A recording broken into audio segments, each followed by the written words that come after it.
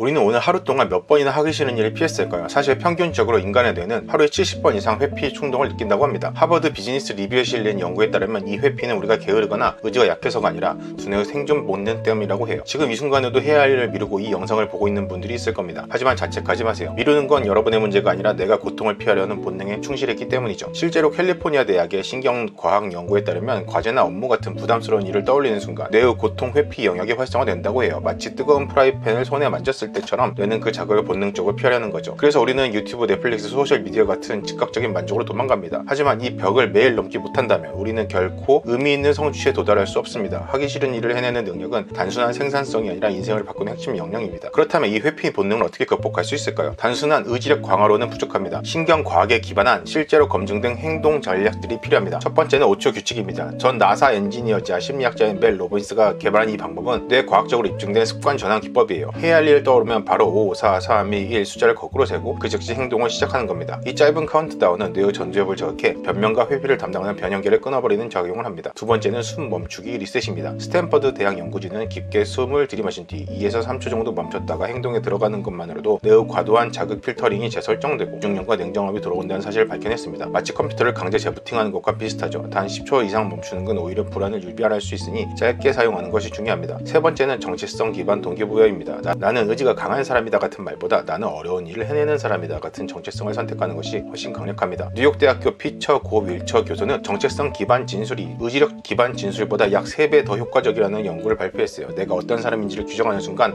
행동이 달라집니다. 네 번째는 포모도로 기법입니다. 긴 시간의 공부나 작업은 뇌의 고통신호로 전달됩니다. 하지만 25분만 집중하다는 제안은 뇌의 방어 본능을 우회하는 효과적인 전략입니다. 25분 집중, 5분 휴식을 반복하면서 짧은 성공을 경험하게 되는 거죠. 짧고 반복 가능한 루틴은 꾸준함을 가능하게 합니다. 마지막은 도파민 관리입니다. SNS, 게임, 유튜브 쇼츠 같은 것들은 우리 뇌에서 주는 쾌락은 너무 강력해서 오히려 과제를 끝내도 느끼는 성취감을 무디게 만듭니다. 하루 단 1시간만이라도 디지털 자극에서 벗어나 보세요. 과제를 마쳤을 때만 명확한 보상을 주는 구조로 바뀌면 뇌는 다시 천천히 진짜 만족을 인식하기 시작합니다. 사실 우리가 인생에서 진정으로 의미 있는 결과를 얻었을 때를 떠올려보면 대부분 불편함을 참고 저항을 뚫고 나갔을 때입니다. 마이클 조던은 농구팀에서 탈락한 다음날부터 매일 새벽 5시에 나가 1000개의 슛을 던졌습니다. 조앤 K 롤링은 12번의 거절을 겪고도 포기하지 않았죠. 그들은 단순히 재능 있는 사람이 아니라 하기 싫은 일을 매일 해낸 사람들입니다. 시작은 언제나 어렵습니다. 하지만 그 벽을 넘는 순간 모든 게 달라집니다. 오늘 단 한 가지라도 실행해보세요. 작지만 의식적인 실천이 쌓이면 어느새 인생이 바뀌어 있을 겁니다.